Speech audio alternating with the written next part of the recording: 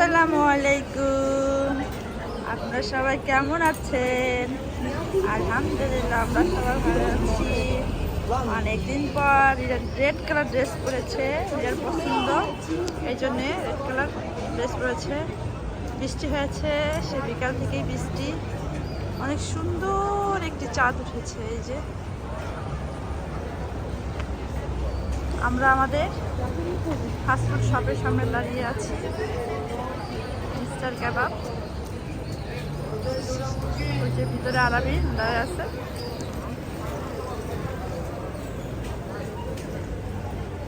ফুল নিয়ে ওয়েট করতেছে কাস্টমার।